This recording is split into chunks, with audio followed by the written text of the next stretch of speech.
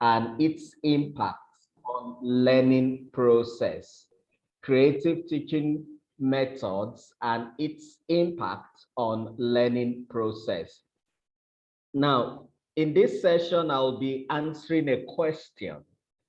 And the question I'll be answering is, how do we teach the future? How do we teach the future? We live in a time where I wouldn't want to bore you. We all are educators. Myself, I currently have about 10 years experience in the education space. I've spent 8 full years in the classroom before leaving the classroom for capacity development and working with Data Science Nigeria as an educational content developer and instructional design. Now, one of what worries me so much as an educator is the future of the learners that we have based on the kind of teaching experiences our learners they are currently experiencing in our various classrooms. I've also been a WAEC examiner for some years. In fact, I'm supposed to be marking WAEC currently because marking is ongoing, but because of my very tight schedule, I'm not marking this year. I remember as a last year, I marked last year as well. When marking, I marked chemistry.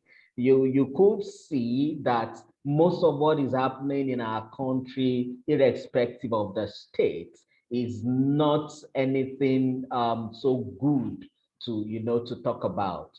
Malpractices everywhere, effective teaching and learning are not taking place. So how do we teach the future? I believe we may have had the fact that statistics is already telling us that in the next, by 2030, currently the median age in Africa, that is the average age of citizens of Africa, is pegged around 17.88, just approximately about 18 years old. That is to say, Africa is the youngest continent. And Africa is going to be the continent that will supply the world with the future workforce. But how are we preparing this workforce of the future? We as educators, we have the responsibility of preparing the future. How are we doing that? Now, to answer this question of how do we teach the future, I will be speaking to about 5 different areas, or 5 for my agenda. I have about 5 different segments that I will be speaking to. And because of time, I'll be very fast. So I want you to follow me as quickly and as much as you can, and then take down as much as you can. So the first item on my agenda is the pedagogical shift. I don't know if you can see the slide I sent over there. Now, but the growing up, we were told about what we call the 3 R's. What we call the 3 R's. The first R, from what we were told then, is reading. The second R is writing. And then the third R is arithmetic. I'll take that again. Reading, writing, and arithmetic. These have been the basis on which all the pedagogy that we have become familiar with over the years have been built around. Reading, ability to read, ability to write, and ability to do basic mathematics. Unfortunately, even though these were fundamental for the 19th and 20th century, unfortunately, even in the 21st century, we still have learners who cannot read, learners who cannot write, and learners who cannot perform basic arithmetics. At times you see learners in senior secondary school, so to say, even in junior secondary school, and they cannot read correctly. And I keep asking myself, how did this student pass through the primary school? Because if we have primary teachers in the audience, because we're doing this via the virtual media, for one or two issues, we'll have been having a lot of feedback back and forth. I would have wanted to ask us, at what level is a learner supposed to be able to read and write effectively? That's my question. In answering that question, you will recall that by primary one, any learner who cannot read correctly by primary one and is not writing at least simple basic essays by primary one, it means that there's already a problem. Yet we have learners in our secondary school, junior secondary school, even senior secondary school that cannot write effectively. But I won't talk so much about that, because the focus for this conference is we are trying to chart a path for the future. So we won't dwell so much on the challenges and the problem. We all know them, they are there. We'll try as much as possible to focus on the solutions that we need to address and that we need to begin to practice, and how they affect the learning process. So this afternoon, I'll be introducing you to another 3R, which are going to be the pedagogical foundations on which all of our learnings and teaching theories and practices must be based and built around, if we must be able to create a lasting learning impact in the lives of our learners. So the 3R for the 21st century, the first R is what we call relevance. Relevance. I put it to you this afternoon that the learners of the 21st century are learners who are getting distracted in the classroom.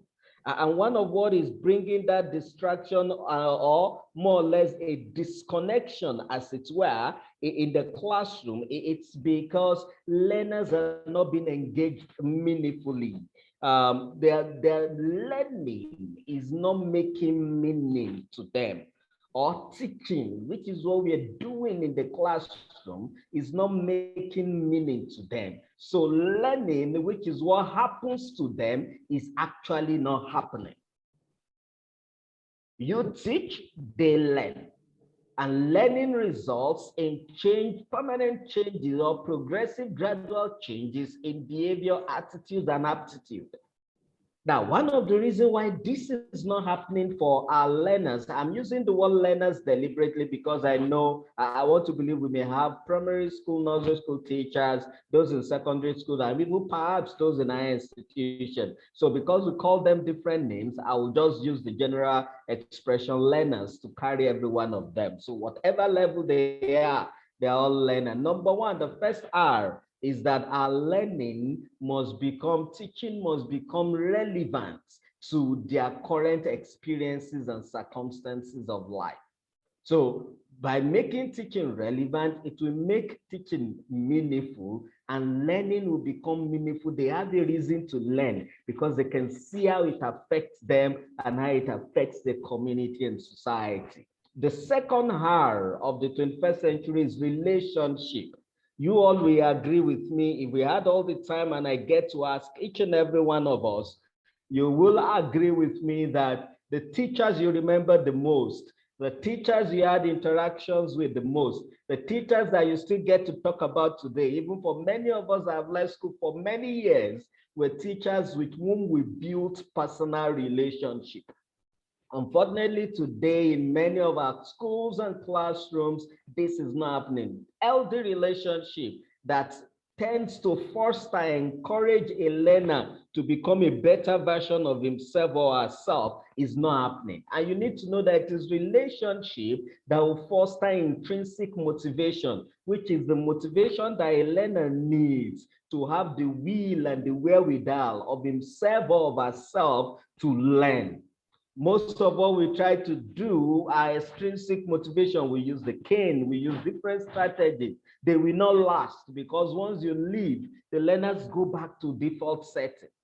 So we need to learn to build meaningful relationships via all of our approaches of teaching and learning and interaction, both curricular and extracurricularly, to drive engagement and impact in learning. And then the third R, very quickly, is rigor. Rigor. By rigor, we mean we need to make learning challenging, we need to make it engaging, we need to make it empowering to stretch the learners. We must make them think. We must make them, they shouldn't be comfortable with closing their book even after we've left the classroom. They must be willing to go forward beyond that, and that will only happen if the learning has rigor.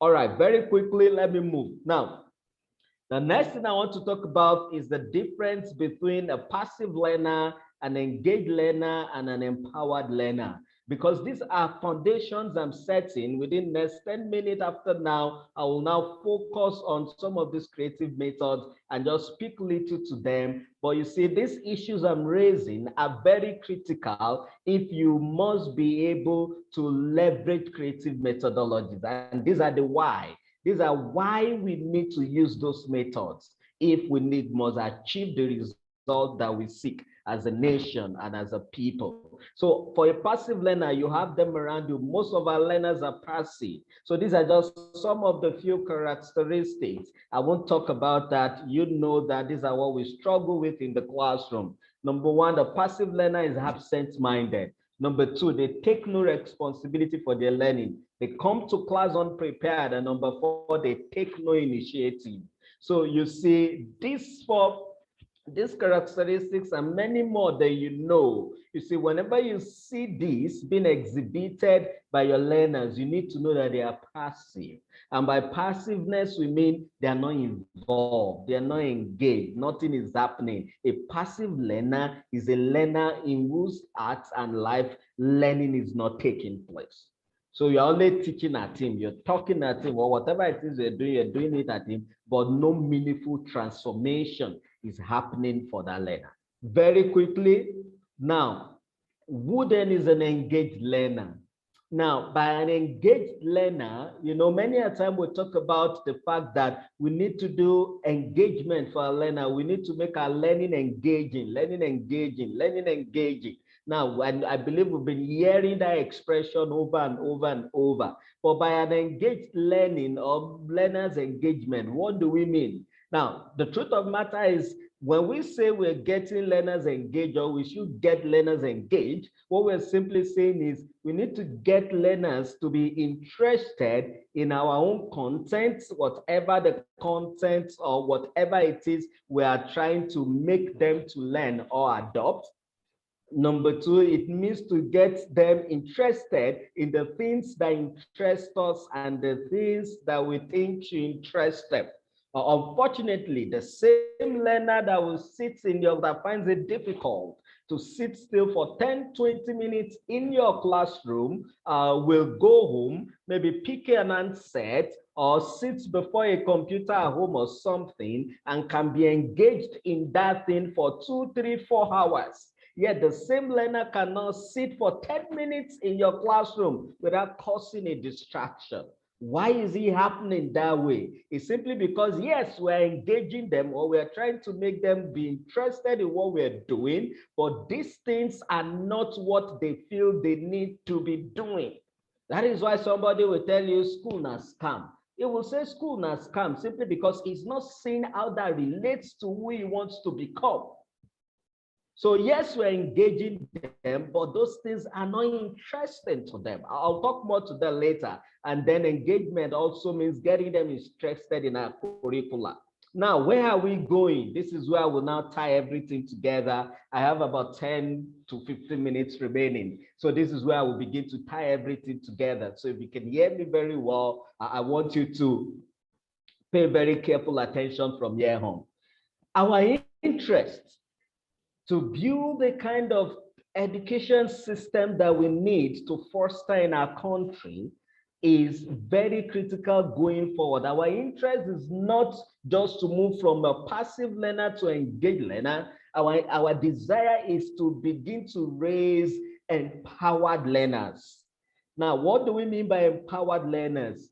Empowered learning is giving learners knowledge and skill that they need to pursue their own passion, number one, to pursue their own interests, Number 2, to pursue their own future. Number 3, giving learners the knowledge, the skill sets, and aptitude to pursue their passion. 1, interest. 2, future. Number 3.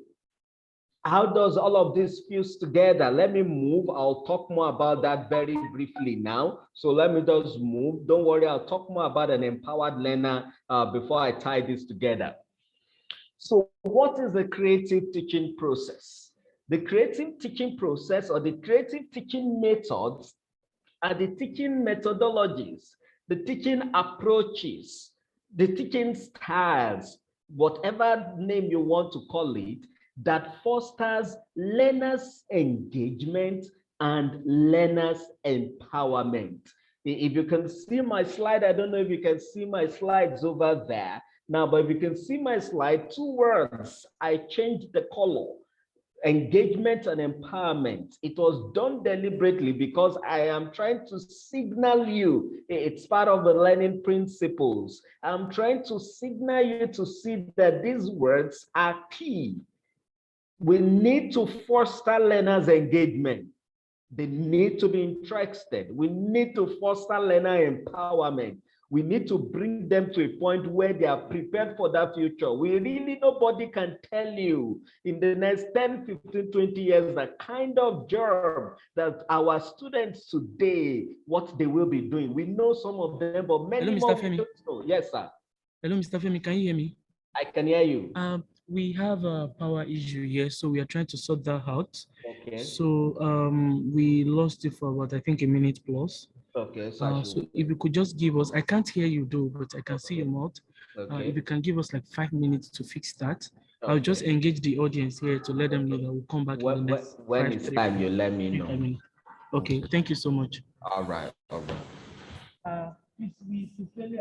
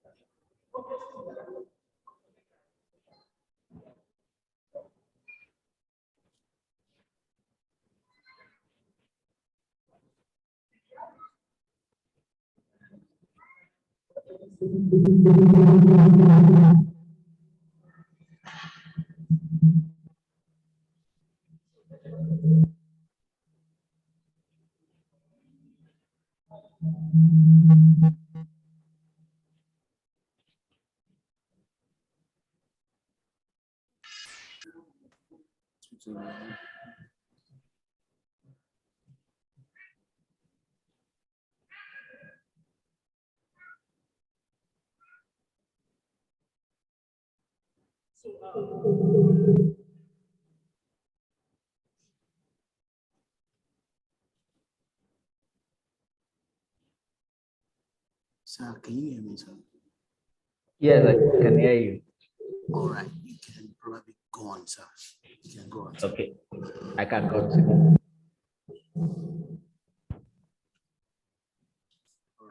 All right, so before the glitch, I was talking about creative teaching processes, the creative teaching processes. Now, the creative teaching methods are the teaching methodologies that fosters learners' engagement and empowerment. Learners' engagement and empowerment. So for what makes these methodologies different is the fact that not only are the learners engaged, that is, not only are we making them interested in the things that we feel and think and need that they need for the future, but at the same time, we're also empowering them for them to be able to hone their own future themselves, for them to be able to hone their own learning processes themselves. So very quickly, let's look at the characteristics of the traditional methods of teaching and learning that we're used to, that we've been doing, which is what is common in our classroom and which is what has led us to where we are, even as a country generally, what is making our education system so very obsolete. What are those methods? I won't talk to them so much because we know them. But what I will talk to is the characteristic of the creative methods. Now, for the traditional methods, number one, the focus is always on instruction. That is, we focus on what we want to pass across. I won't talk too much about this. Number two is content centric. What do we mean by it being content centric? That is, everything is just more about the curriculum. So you see a teacher in a classroom, he or she is only passionate about covering the curriculum for the term and for the session. He or she is not bothered whether the students are learning. He or she is not concerned where they are in their learning journey. What he or she is just concerned is we need to cover this curriculum, we need to cover this curriculum, we need to cover this curriculum. It's the same reason it happens from the lower level, secondary school, and that is why even in their institution, the lecturer may not come to the lecture hall more than 2 or 3 times in a semester. He or she just sends his or her notes across, and there'll be exam, and people will just read, and they will cram, and they will pass, and they'll move to the next level, and then we tell ourselves or we deceive ourselves that teaching and learning is taking place. Number three is primarily formal, very formal. Number four is focus on knowing. You know, if I don't know if you can see my slide, but I have a section of it displaying the Bloom's taxonomy. For those of us who are in the audience who have little knowledge about education as a practice, you know the Bloom's taxonomy very well. 6 hierarchies, but you see at the lowest level of the Bloom taxonomy, that is where we have remembering, which is what basically all of our learning is focused on, the lowest and the smallest. Focused on knowledge acquisition, just for the learners to know, just knowing. That is why all of our question is designed around define, state, explain, describe. It doesn't go beyond that because it's just focused on the very lowest level, which is remembering and understanding at the basic. Now, but quickly, because of time, what then are the characteristics of these learning methods? Before I will just mention the learning methods, and then I will leave you to go do more in-depth studies and research on how you can embed these into your own teaching approaches, even though I'll talk to them generally about what we need to do as educators if we must teach the future. Number one, the creative methods are focused on experience. experiences. It's not focused on instruction. It's focused on all the totality of the learner's experience that makes teaching and learning effective. What do we mean by that? It's not just about what happens in the classroom. It's also about how is even the classroom looking like. It's also about, is my teacher smiling? It's also, there's everything, the every experience the learner has from when he or she steps into the school compound up to the point he or she leaves. These are what drives these creative methodologies. Number two is learner-centric. What do we mean by learner-centric? It's focused on who the learner is meant to become. The focus is on the learner. It's not teacher-centric. It's not content-centric. It's focused on the learner. Remember, the traditional education system sees the teacher as the sage, that is the all in all. But you see, this creative methodologies knows that a teacher is only a guide by the side. He or she is a guide by the side simply because there's so much of other sources where learners can get information. Today, they can learn anything. Most of what I do today as an individual, I learned everything on my own line. This is not what I studied in school. You see, many of us like that. But so everything we're doing must be deliberately focused on helping the learner becoming a better version of himself or herself. Number three, it's formal, informal, and experiential. It's not only formal. There is a relationship angle to it, which I've spoken to earlier on, so I won't talk about that again. Number four, it's focused on doing. There is a saying, I can't remember it correctly, but it sounds something like, tell me something I will forget. Show me something I will remember. Involve me in something and I will make it a part of myself. I can't remember that saying very well, but I think it's by Confucius. That was that all our learning must be focused on doing, hands-on. The learners must be able to carry out these things in little ways. And then number five is focus on knowledge construction. That's something I cannot speak to this afternoon, but if you're really interested, look some of these things up on Google and read more about what do we mean by moving from knowledge acquisition to the point of knowledge construction, being able to become creators and designers. These are the apex of the Bloom taxonomy. Remember, the apex of the Bloom taxonomy, we have analyzing, evaluating, and creating. The highest level is creating. Until we make our learners creators, everything we're doing is not yet what it ought to be. Now, as I begin to wrap up, I have just about 5 minutes or thereabout to tie this together finally. Now, these methods, you need to look into them, read more about them. I'll just talk around them a little bit and then just maybe pick one or two questions, and that will be all. Number one, inquiry-based learning.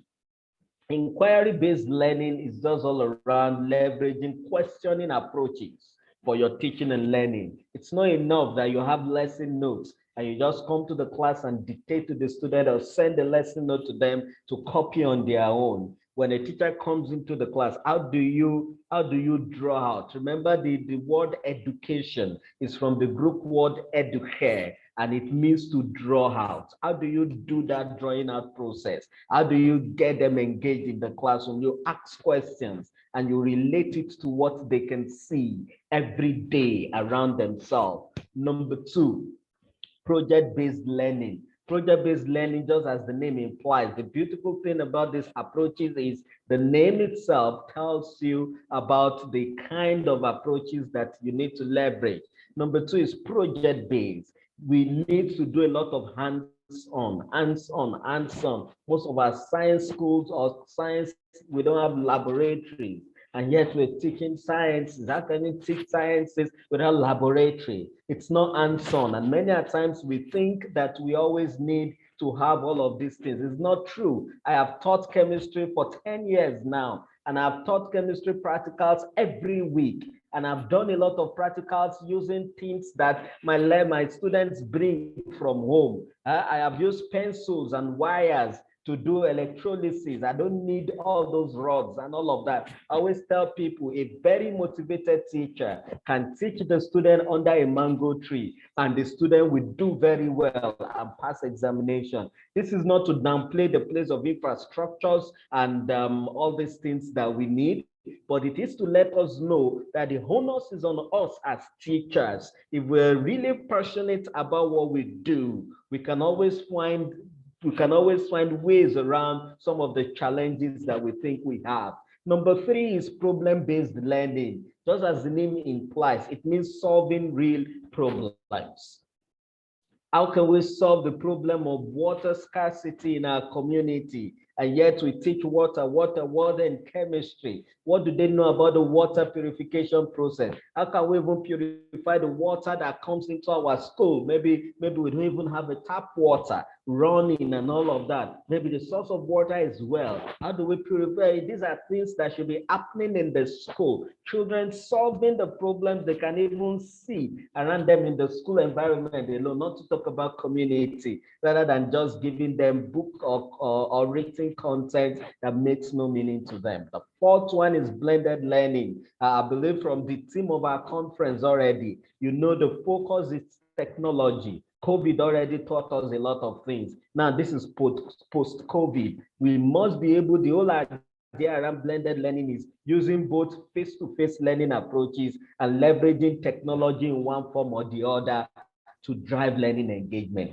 This is a must. Technology is an enabler. It's a must. If you don't leverage it, you will become obsolete and useless very, very soon, even as a school. So you must find a way to embed it. I don't talk to the issue of there's no light, there's no this, there's no that. Even the phone that we have is enough to drive a lot of things. People are coding with just the smartphone that they have. So you see, many times we complain too much, but we don't seek to see how we can use even the things that are already before us. Our problem always is not much more about more tools and more things. It's much more about we not even being creative enough, even as educators, to be able to solve some of this problem. As I wrap up in the next 2 minutes, the next one is flipped learning. The whole idea around this is just use a little bit what they do in school, they do it at home, so the student themselves can become knowledge constructor on their own. They go research on the subject area,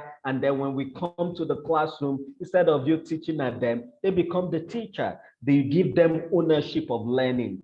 You keep them, you foster what we call learning agency. They begin to get very interested. Now they have a team, they work as a group. By the time you begin to do that, quietly, unconsciously, you are teaching them teamwork. You're teaching them many of the soft skills that they need to survive in the future and in the work of the future, right there in the classroom. And yet, you're still teaching them the things they still need to know. The next one is connected learning. It's all about the fact that we live in a connected world. Currently, I'm here in Abia State, Nigeria.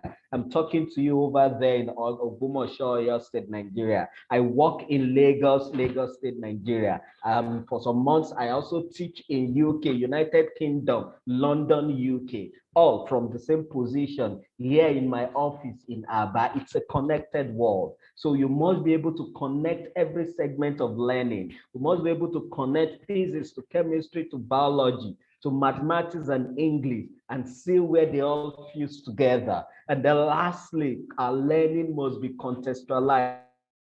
The summary of all of what we are saying is that our learning must be targeted at solving the problems that we have as a country, as a people. It's very important. Learning must be contextualized to solve our own problem. Our interest should not be about whatever is happening in Finland and in Australia and in anywhere else. No, it should be much more about how do we raise our learners, how do we develop our learners to be able to solve the problem that's staring us in the face as a people. That's the whole idea around contextualized learning. Learning to carry everyone along, learning to solve the problem of where we come from. There are peculiarities. Everywhere you find yourself, there are peculiarities. You may not be able to do everything at the same time, but what is it that you can do in the immediate? to tackle some of the challenges you're facing in the immediate.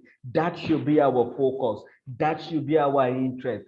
That should be what we should look at. I think at this point, I want to stop at this point so that I can pick questions from us if we have any questions for me.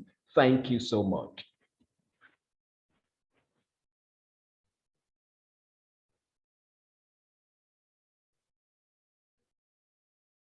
Hello, Mr. Femi.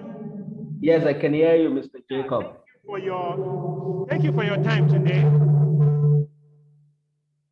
And we'll be able to take questions and answers during our panel section. You're going to be joining our panel section tomorrow. And I know there is a lot of questions you have. Your slide came up late. Can you please help me to? All right. Okay.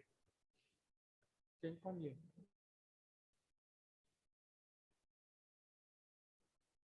Now speak to him here. Same thing. Yeah. Wait, speak. Speak. Hello, Mr. Femi. Yeah, I can hear you. Mr. Femi. I can hear you.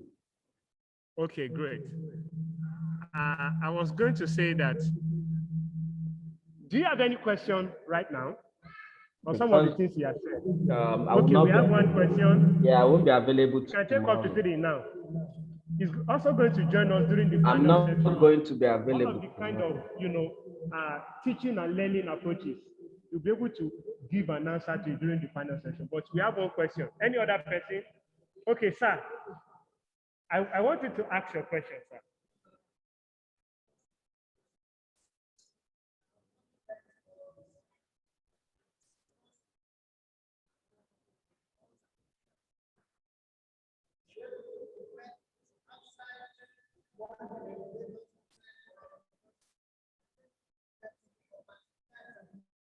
Okay.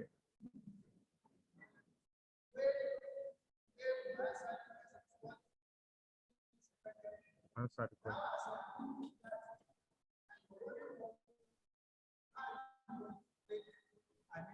Okay.